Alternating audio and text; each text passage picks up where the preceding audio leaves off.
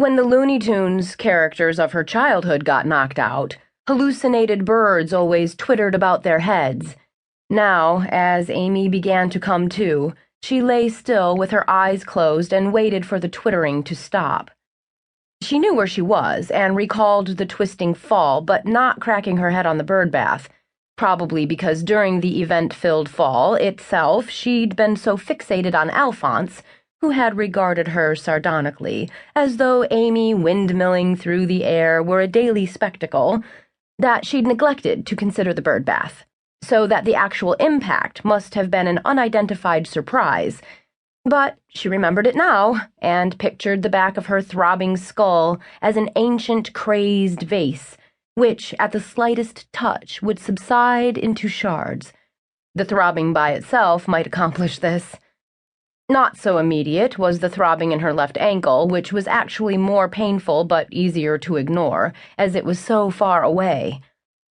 As she lay still, Amy became more and more herself, except that the birds still twittered.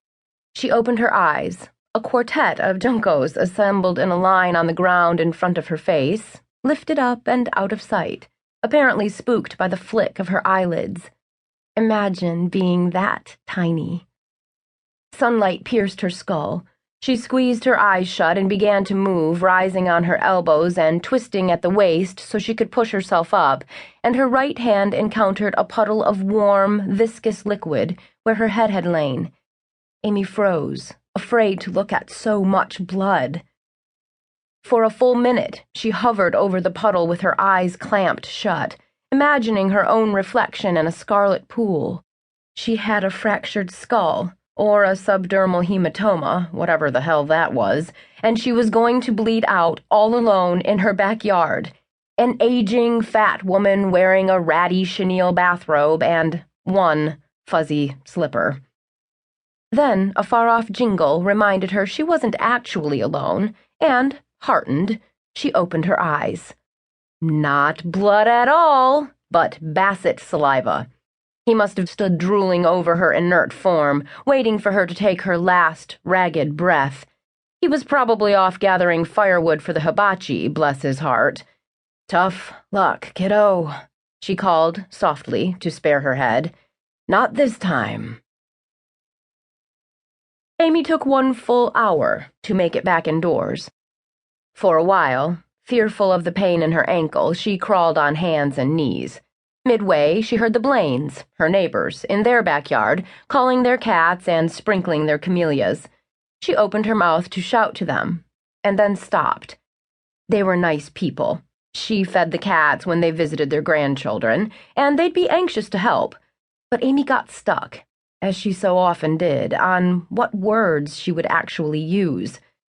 When she was 18 years old, she had almost drowned in the Kennebec River, not because of the pummeling current, but because she couldn't come up with a casual phrase with which to call for rescue. Help was such a cliché. By the time she was willing to scream, she had no breath left, and it was just blind luck that somebody saw her gasping and floundering and pulled her to shore. "Why didn't you say something?" they wanted to know, and she said, "I'm not a screamer." "Jesus," said one of them, "couldn't you have made an exception this one time?" "Apparently not," she said. Now she began to rehearse. "Hi there. Hello, Blaines. Say, I'm terribly sorry, but have you got a minute?" What then? The Blaines were short, small-boned people. Between them, they couldn't possibly pull her to her feet, and she'd feel funny about leaning on them, or, indeed, on anyone else.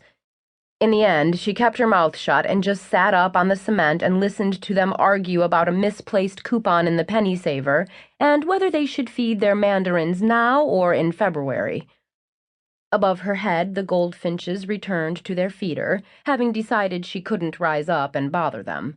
Her head, she realized, had stopped throbbing, and she felt suddenly optimistic. Gingerly, she probed the back of her skull, which didn't feel particularly mushy. In fact, it was beginning to numb up. Her ankle was swollen.